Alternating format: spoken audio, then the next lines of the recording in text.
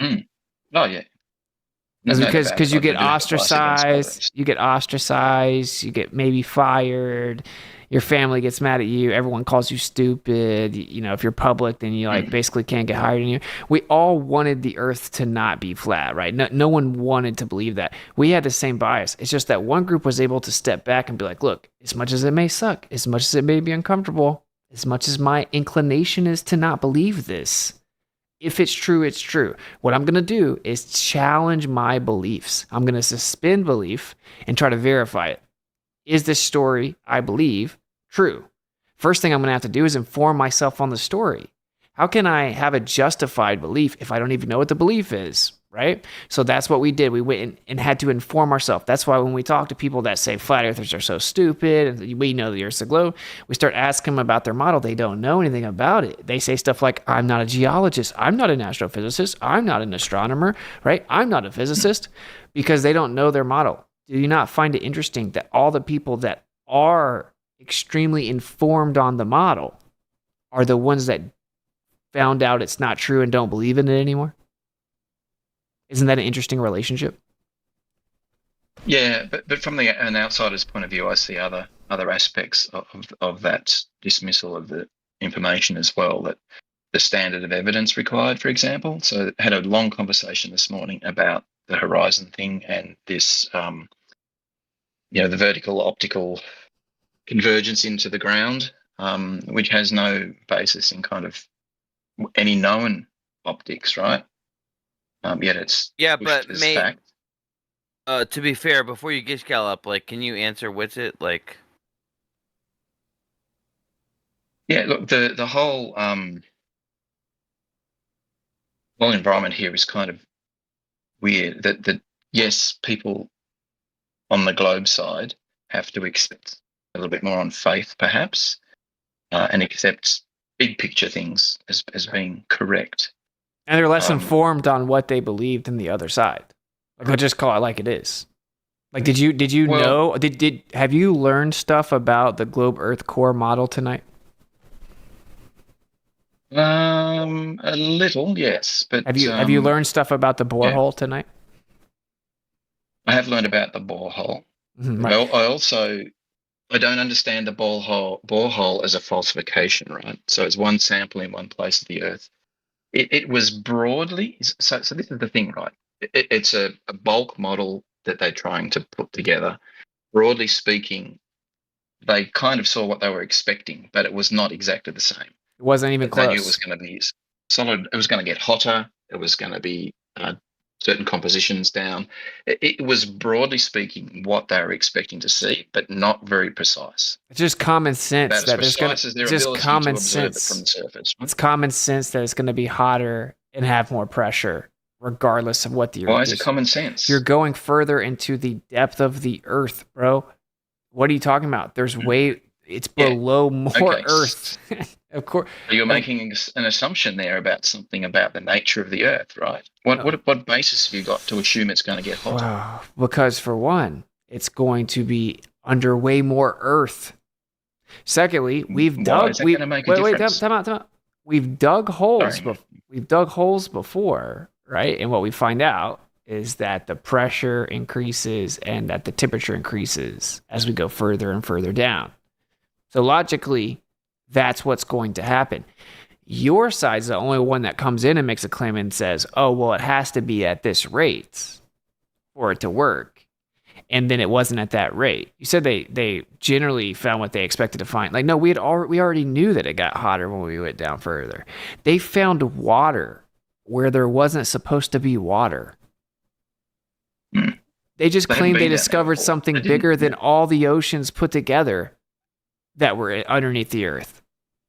They thought that no I water don't think could it's. permeate there, and now all of a sudden they're finding free flowing water. Is it free flowing? Yeah, free water is called free. I think They called it's. it free. I think it's embedded in the rocks, but it's not like lakes and rivers. It says free water. Yeah, which means it's not chemically bound. It's cut up on liquid semantics. waters. Yeah. Yeah. Okay, Yeah. so and this is the major point, right? Like when I asked you about like, did you learn anything about the borehole? This is the meta. Every flat earther in here knows about that. Every flat earther knows. When people were like, "Oh, well, what's underneath the flat Earth?" Like, how would we know? The deepest hole ever dug is 7.8 miles. It's the borehole in Russia. Yeah. And in people, we know that the claimed core distance is 3,959 miles, and that 7.8 miles down in the deepest hole ever dug, that they were wrong the entire way, and it was not the right temperature, and it was not the right elemental composition. They claimed like chemical anomalies, geochemical anomalies. You know what that means? That means that based on what is there in the earth, the chemistry required to create the element there within the model is anomalous to all known chemistry.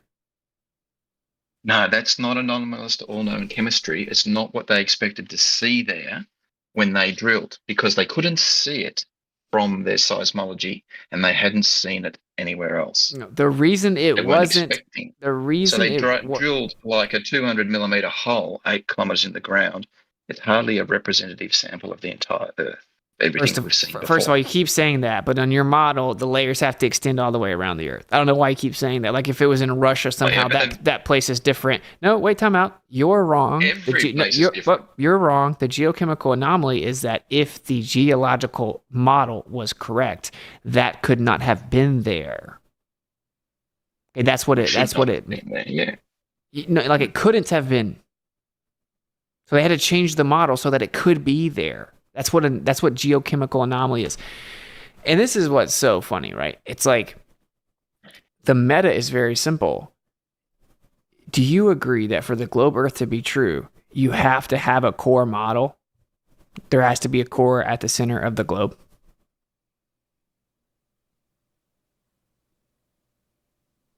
For which part of the model?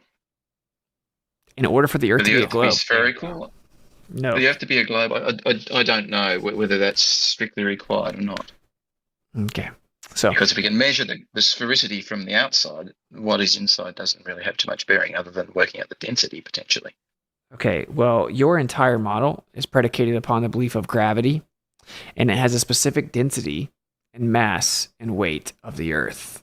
Okay. Secondly, right, you have to explain the Earth's magnetic field. So in the globe, it has to come from the core. And the Earth has to have a certain density. So now you have to create something that's going to increase in pressure, increase in temperature, and sustain a magnetic field within a specific density of a sphere. So the answer is yes, of course. If the Earth's a globe, you have to have a core. Not only do you have to have a core, you have to have a very specific type of core. So one that will maintain a certain high levels of temperature and pressure, right? We'll be able to have a gradient of density and temperature and pressure, and we'll be able to generate and sustain a magnetic field. Now, you have another major problem, though. I say I want to keep going through the information for people that are new, and maybe Toby or whoever can jump in. One of them is the asymmetry problem. So if you just think about it, you have a sphere, and then you have the core as another little sphere. The outer core is just a little bit of a bigger sphere, right? So you have concentric spheres, right? And so if they're saying that the outer core is spinning, so it's liquid metal, it's spinning so fast that it generates electric currents, and then that creates a magnetic field. Again, they can't even physically demonstrate that to be possible in reality. They're not even remotely close. And then supercomputers can't even make the math work. That's pretty significant, I feel right? like you're giving them too much credit, bro. Like, I don't even think that they're like on the same level that you are. Oh, wait up. I gotta make this point. So, okay, now think about having the concentric spheres. That means that if a magnetic field's being generated from that sphere in the center, then the field has to be symmetrical because where it's coming from is spherical. So if you have liquid metal rotating around in a sphere, right? And it has to be a specific element so it can maintain a certain temperature, it has to go a certain speed so it can generate electric currents, you're going to have a symmetrical field coming from that sphere. The Earth's magnetic field laid on the globe model isn't symmetrical. It moves, so it's right? even if it moves or doesn't move.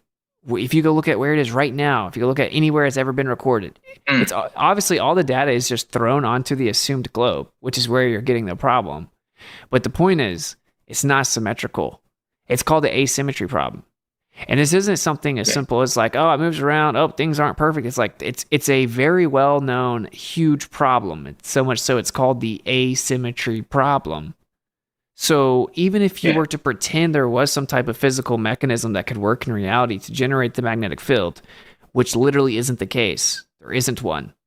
There isn't one. Then it doesn't even create the magnetic field that would happen on the globe, right? It's asymmetrical.